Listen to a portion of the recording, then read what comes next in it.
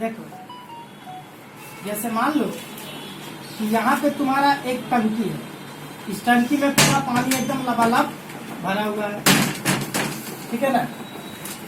और मान लो कि यहाँ पे कहीं खेत है यहाँ पे, खेतों में पानी चाहिए सिंचाई के लिए। तो मान लो कि इस टंकी से पानी इसमें क्या किया जा रहा है, खेत में छोड़ा जा रहा है। तो यहाँ पे खेत सिर्फ एक तो नहीं है, बहुत सारे खेत है। पानी से टंकी निकाल करके इस टंकी से पानी निकाल करके इन खेतों में हम लोग क्या किए हैं, पानी को डाले।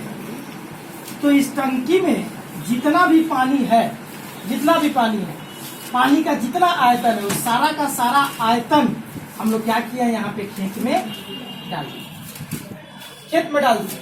तो जाहिर सी बात है कि मान लो कि अगर खेत लिमिटेड होगा, कुछ दूरी तक ही लिमिटेड होगा, जैसे मान लो कि यहीं तक है, तो ये सारा का सारा पानी जब इसमें डाला गया है, तो इस टंकी का जितना सारा पानी है, उस सारा का सारा पानी क्या किया गया, इसमें डाल दिया गया है। किसमें? खेत में।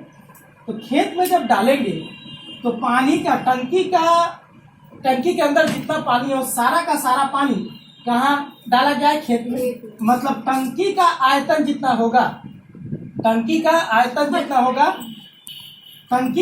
जितना होगा, इस खेत में डाले गए पानी का आयतन भी उतना ही होगा।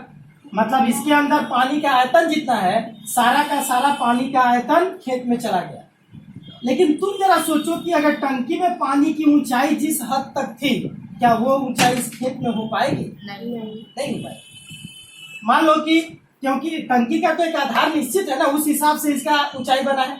और खेत का आधार टंकी से जाहिर सी बात है कि बड़ा होगा तो ऊंचाई नीचे आ जाएगा, कम हो जाएगा। तो कहने का मतलब, मान लो कि टंकी का जितना सारा पानी था, ये पानी हम खेत में डाल दिए। तो खेत में डालने से क्या हुआ कि मान लो कि ऊंचाई इसका, खेत में तो पानी जमता है ना, पानी जब जमा तो देख रहे हैं क्या कि खेत में पानी 5 सेंटीमीटर या जितना भी हो 5 डेसीमीटर की ऊंचाई तक पानी आ गया। तो खेत का लंबाई कुछ रहा होगा, चौड़ाई कुछ रहा होगा। तो खेत की लंबाई जितनी है, चौड़ाई जितनी है, वो लंबाई और चौड़ाई यूज हो जाएगा उसका आधार के लिए। और उस खेत में जितनी ऊंचाई तक तुम्हारा जल पहुंचा, उस ऊंचाई का अगर प्रयोग कर देंगे, तो उस ऊंचाई का प्रयोग होकर के खेत में पानी का जो आयतन निकल के आएगा, तो खेत में पानी का आयतन कहो, खेत में जल जितना ऊंचाई तक चढ़ा है, तो उतनी ऊंचाई तक पहुंच करके जल का जितना भी आयतन बनेगा पानी का खेत में, वो सारा का सारा पानी का आयतन किस आयतन के बराबर होगा? टंकी के पानी के आयतन के बराबर होगा, क्योंकि टंकी का जितना सारा पानी है वो खेत में पहुंचा है। तो कहने का मतलब, टंकी का जितना सारा पानी है, वो सारा का सारा पानी तुम्हारा कहाँ पहुंचा है? खेत में। मतलब टंकी के पानी का आयतन खेत के पानी के आयतन के समान होगा। आई बात समझ में? मतलब टंकी का आयतन जितना होगा, टंकी में भरे हुए पानी का भी आयतन वही होगा। तो टंकी का आयतन जितना होगा, खेत में डाले गए सारे पानी का आयतन भी वही होगा।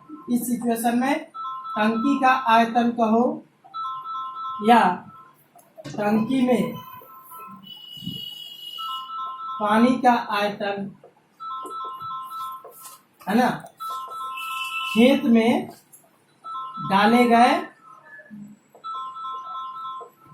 पानी के आयतन के बराबर है। कुछ बात समझ में आया? ये हुआ तुम्हारा एक। अब देखो एक थ्योरी और तुम लोग को समझा रहे हैं। जैसे मान लो कि यहाँ पे एक जमीन है, काफी मतलब ये जमीन, और इसके बगल से एक रास्ता जा रहा है। मान लो ये रास्ता है, ये जमीन है, ये रास्ता है। इस रास्ते को हमको ऊंचा करना है। ऊंचा करने के लिए क्या किया गया कि जो बगल वाली जो जमीन है, इस जमीन से मिट्टी काटी जा रही है, और मिट्टी काट करके सारी की सारी मिट्टी को इस रास्ते पे डाली जा रही है। इस रास्ते पर डाल करके हम लोग क्या करें, इस रास्ते को ऊंचा करें। रास्ते पर डालें और डाल करके रास्ते को ऊंचा करें। तो मान लो कि इस रास्ते की कुछ लंबाई तो होगी, कुछ चौड़ाई तो होगी इस रास्ते का, है ना। अच्छा, मान लो कि रास्ते की चौड़ाई तो हम लोग चौड़ाई तो निकाल सकते, लेकिन लंबाई नहीं निकाल सकते, क्योंकि रास्ते का तो कोई एंड होता नहीं है। तो जो भी हो, कहने का मतलब जहां से मिट्टी काटी गई है, तो जिस जगह से मिट्टी काटी गई है, उस जगह की कुछ लंबाई तो होगी, कुछ चौड़ाई तो होगी, और जितनी गहराई तक मिट्टी काटी गई है, इसका जितना गहराई तक मिट्टी काटी गई है है ना। तो वो लंबाई, वो चौड़ाई और वो गहराई मिल करके क्या बताएगा, जितना मिट्टी निकाला गया है उस मिट्टी का आयतन बताएगा। क्योंकि इस जमीन से क्या किया गया है, मिट्टी काटी गई है। इस जमीन की कुछ लंबाई थी, कुछ चौड़ाई थी, और जब काटा गया है तो जमीन की कुछ गहराई बन गई। तो कुछ गहराई तक हम लोग क्या किए हैं, इस जमीन को काटे हैं, इस मिट्टी को काटे और काट करके हम लोग रास्ते पर बिछा दिए। तो कहने का मतलब ये हुआ कि यहाँ पे अगर मान लो तुमको बोल दिया है क्या कि यहाँ पे 200 मतलब कि टोटल मान लो कि 2500 घन मीटर मिट्टी इस रोड पर डाली गई है, और रोड पर डाल करके इसको क्या कर दिया गया है, ऊंचा कर दिया गया है। रोड पर डाल करके इसको ऊंचा कर दिया गया है। आई बात समझ में। तो कहने का मतलब ये जो तुम्हारा मिट्टी है जो रोड पर डाली गई है, वो मिट्टी कहाँ से आई है, गड्ढे से आई है, इस गड्ढे से आई है। तो कहने का मतलब ये हो कि जो गड्ढे की जो मिट्टी है, इस मिट्टी का जितना आयतन बना वो सारा का सारा आयतन इस रोड पर है, और रोड पर डाल करके इसको ऊंचा किया गया। तो मिट्टी का जितना आयतन होगा वही मिट्टी का आयतन इस रोड पर पड़ा है। तो कहने का मतलब ये जो रोड की जो मिट्टी है, ये मिट्टी आखिर कहाँ से आया है, इस जमीन से आया है। इस जमीन से आया मतलब इसके गड्ढे से आया है। तो कहने का मतलब मिट्टी इस जमीन से निकाली गई है गड्ढा खोद करके। तो गड्ढे का आयतन जितना होगा वही आयतन इस रोड पर डाली गई मिट्टी के आयतन को बताएगा, क्योंकि रोड पर डाली गई मिट्टी जो आई है वो गड्ढे से आई है। तो गड्ढे का आयतन जितना होगा वही आयतन इस डाली गई मिट्टी का होगा। आई बात समझ में। देखो एक्सरसाइज 4 का क्वेश्चन नंबर 14 तुम लोग को समझा रहे हैं।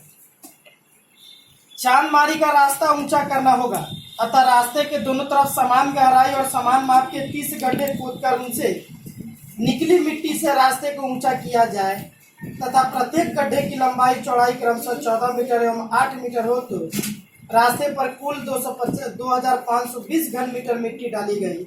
तो प्रत्येक गड्ढे की गहराई कितनी होगी ज्ञात करके। ठीक है ना।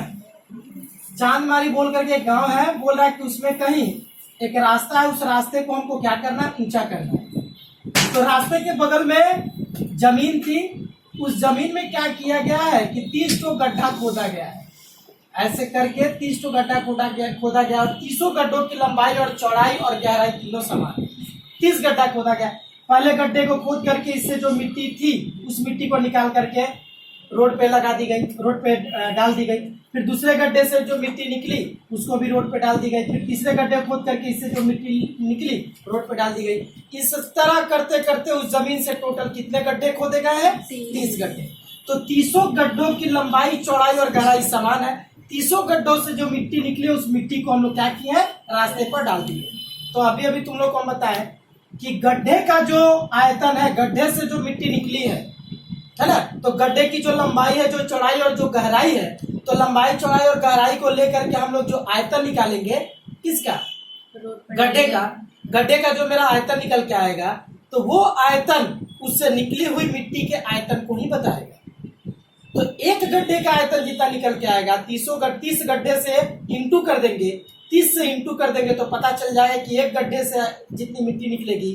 तो 30 गड्ढा खोदा जाएगा तो 30 गड्ढे से कितनी मिट्टी निकलेगी, 30 से इंटू कर देंगे। तो देखो यहाँ पे तुमको क्या बोल रहा है कि सभी गड्ढों की लंबाई और चौड़ाई दे दिया, तो बोला प्रत्येक गड्ढे की गहराई कितनी होगी, जो गड्ढा खोदा गया सभी गड्ढों की गहराई कितनी होगी। देखो इन सारे गड्ढों को खोद करके इस रोड पर जो मिट्टी डाली गई है उस पूरे मिट्टी का जो आयतन है वो 2520 घन मीटर बोला है। 2520 घन मीटर मिट्टी डाली है। मतलब यहाँ से जो तुम्हारा मिट्टी निकला वो सारी मिट्टी को जब इस पर डाला गया है तो हिसाब करके देखा गया क्या कि टोटल 2520 घन मीटर मिट्टी इस पर डाल दी गई। मतलब 2520 घन मीटर मिट्टी जो आई वो कहाँ से आई है, 30 गड्ढों से आई है। मतलब 2520 घन मीटर मिट्टी जो दिख रही है वो 30 गड्ढों की मिट्टी से आया है। मतलब 30 गड्ढों की मिट्टी का जो आयतन है वो इस पूरे रोड पर फेंकी गई मिट्टी के आयतन को ही बताएगा। हमको पूछा है कि इसकी गहराई कितनी है, गहराई पूछा है। सवाल समझ में आ गया कि क्या है। सब तुम लोग को हम बोले थे कि सवाल क्या बोला है, ठीक है ये समझ गया, लेकिन तुमसे जो पूछा है सबसे पहले उसके बारे में सोचेंगे। सवाल में हमसे पूछा है प्रत्येक गड्ढे की गहराई कितनी होगी। तो चलो गहराई निकाला जाएगा। तो गहराई या ऊंचाई या मोटाई बात एक ही होता है। तो गहराई पूछा प्रत्येक गड्ढे का, तो गहराई निकालने का या ऊंचाई या मोटाई निकालने का क्या कोई फॉर्मूला दिए हैं? नहीं। तो अगर इसका कोई फॉर्मूला नहीं होता है तो क्या करेंगे? अगर इसको पूछा तो इसको मान लेंगे, अगर इसका कोई फॉर्मूला नहीं होता है तो इसको मान लेंगे। तो चलो पहले इसको मान लिया जाए। तो माना प्रत्येक गड्ढे की गहराई कितना हो गया? x मीटर मान लिए, है ना। अच्छा, उसके बाद तो अब हम लोग मान लिए तो इसका मान निकालेंगे। इसका मान निकालेंगे कैसे? तो हम लोग समीकरण बनाएंगे। समीकरण बनाते कैसे हैं? तो जो दिया हुआ वही निकाल के बराबर दिखाते हैं। तो सवाल में हमको दिया क्या है? 2520 घन मीटर मिट्टी। आखिर ये मिट्टी क्या है? 30 गड्ढे की मिट्टी का आयतन है। तो हम भी 30 गड्ढों की मिट्टी का आयतन निकालेंगे। 30 गड्ढों की मिट्टी का आयतन निकालेंगे और उस आयतन को इस मिट्टी के आयतन के बराबर दिखा देंगे। जो दिया हुआ वही निकाल के बराबर दिखाएंगे। तो यहाँ पे हम लोग गड्ढों का आयतन निकालेंगे। तो गड्ढों का आयतन निकालने के लिए हमको लंबाई, चौड़ाई और ऊंचाई तीनों चाहिए।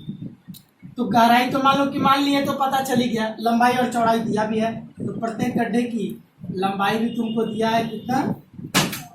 14 मीटर। और प्रत्येक गड्ढे की गहराई चौड़ाई, गहराई तो मान ही लिया, चौड़ाई दिया है 8 मीटर। तो प्रत्येक गड्ढे का आयतन निकाल लिया जाए कि प्रत्येक गड्ढे का आयतन कितना है।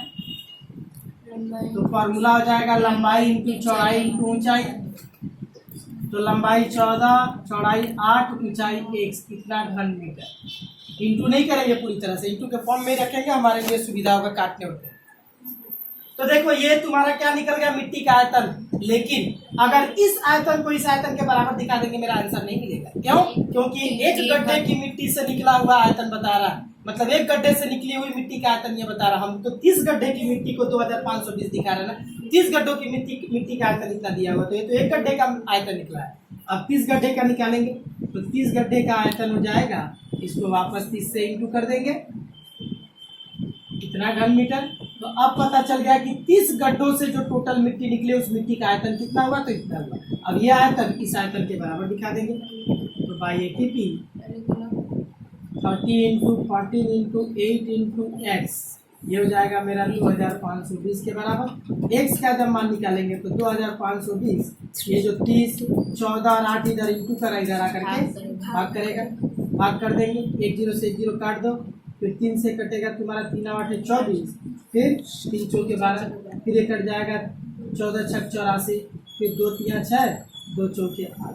तो x बराबर 3/4 है ना। तो 3/4 तुम चाहो तो इसको दशमलव बिंदु में बदल सकते हो, और चाहो तो आंसर अगर तुमको मीटर में दिया तो मीटर में लिखो आंसर, अगर डेसीमीटर में दिया तो डेसीमीटर में लिखो। अगर तुमको आंसर मीटर में दिया है तो इसको दशमलव बिंदु में बदलना पड़ेगा, और आंसर अगर सेंटीमीटर में दिया है तो ठीक है, तब सेंटीमीटर में इसको बदलेंगे। तो देखो आंसर हमको दिया हुआ सेंटीमीटर, ये तुम्हारा आया है मीटर में, क्योंकि सभी इकाइयों को हम रखे हैं मीटर में। तो आंसर तुम्हारा आया सेंटीमीटर। तो क्या करेंगे? इसको हम लोग सेंटीमीटर में बदलेंगे। तो ये जो तुम्हारा मीटर आया तो यहाँ पे लिखेंगे किस लिए? प्रत्येक गड्ढे की गहराई। तो जरा गौर से देखो, प्रत्येक गड्ढे की गहराई हम निकाल रहे 3/4, ये क्या है? मीटर है ना। इस मीटर को सेंटीमीटर में चेंज कर दो। मीटर को सेंटीमीटर में चेंज करने के लिए हम लोग 100 से इंटू करते हैं। तुम लोग मॉस्टम डॉकम देखोगे तो, है ना। 100 से इंटू कर दो, कट जाएगा 4 से 25 बार में, और 25 यहाँ हो जाएगा 75, मतलब 75 सेंटीमीटर। 75 सेंटीमीटर प्रत्येक गड्ढे की गहराई 75 सेंटीमीटर। ये हो गया मेरा आंसर।